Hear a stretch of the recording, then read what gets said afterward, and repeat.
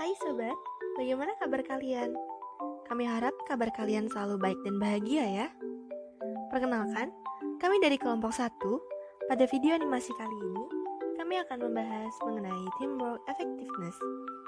Namun sebelum itu, perkenalkan, saya Francisca Rezalonika dengan NIM 209114072.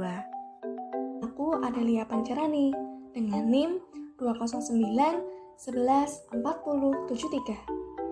Dan saya Desa Made Arimas Dwi Cahyani dengan NIM 209114125.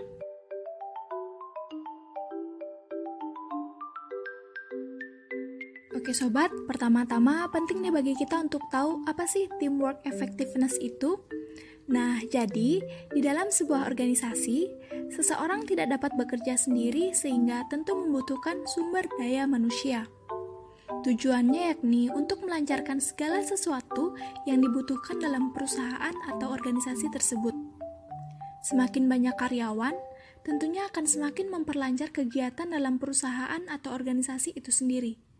Banyaknya karyawan harus diatur dengan baik dan teamwork effectiveness ini tentu sangat dibutuhkan. Tujuan dari kinerja yang efektif yaitu untuk mempersingkat waktu dalam mencapai tujuan secara tepat dan efisien. Terdapat beberapa hal yang dapat membentuk, meningkatkan, dan mempengaruhi tim kerja karyawan yang efektif, yaitu seperti kompetensi dan kemandirian, keterlibatan karyawan, visi bersama yang ingin dicapai, interaksi sosial, pemeliharaan hubungan, dan beberapa pelatihan. Teamwork effectiveness lebih mengacu pada sejauh mana integrasi di antara pihak-pihak utama dalam kontrak menjadi unit yang saling mendukung.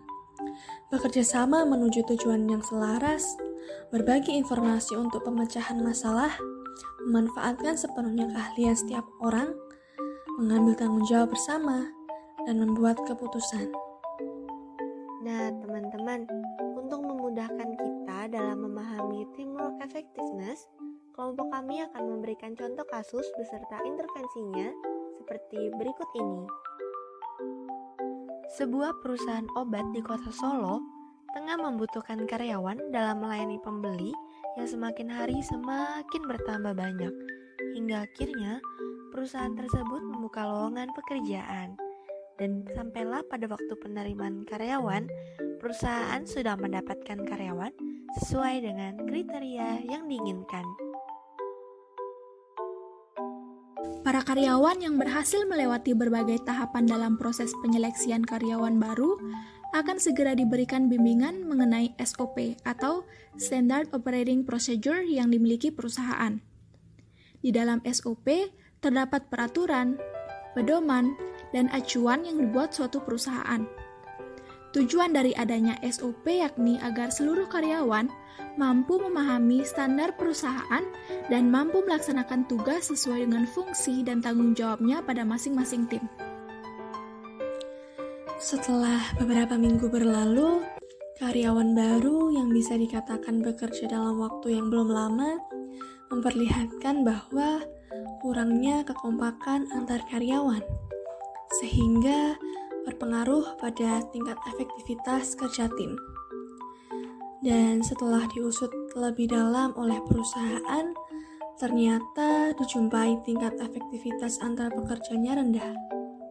Selain itu, kurangnya komunikasi antar karyawan baru dan karyawan lama atau antar tim satu dan tim lainnya juga membuat kerja tim pada perusahaan tersebut menjadi kurang efektif.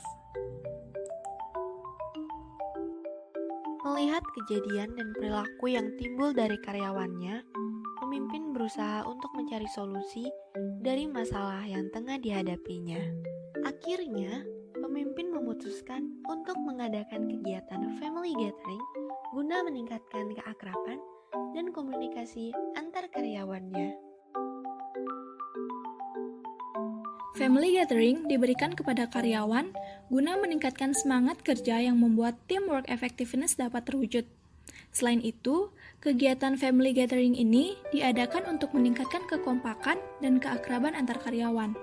Kegiatan ini biasanya dilakukan hanya oleh karyawan saja atau karyawan diizinkan untuk mengajak keluarganya masing-masing.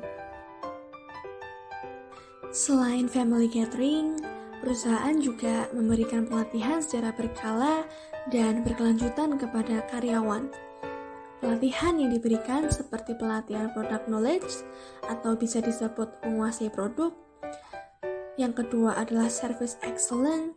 Yang ketiga grooming atau bisa disebut penampilan karyawan. Dan yang terakhir pelatihan team building.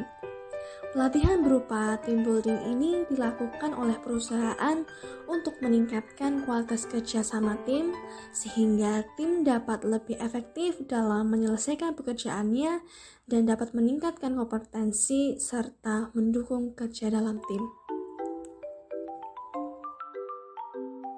Dengan kegiatan dan pelatihan yang diberikan perusahaan, terciptalah komunikasi dan keakraban antara karyawan lama dan karyawan baru yang terjalin dengan baik dan akan membangun pemeliharaan hubungan dalam menciptakan rasa untuk saling percaya dan mengenal satu sama lain. Pemeliharaan hubungan ini juga berdampak dalam mengambil tanggung jawab bersama dan hubungan yang kondusif untuk membangun kepercayaan antar karyawannya maupun antar karyawan dan atasan. Hal ini juga dapat meningkatkan kesadaran antar pihaknya terhadap visi bersama yang dimiliki. Dengan begitu, maka efektivitas kerja tim dari perusahaan tersebut akan berhasil meningkat.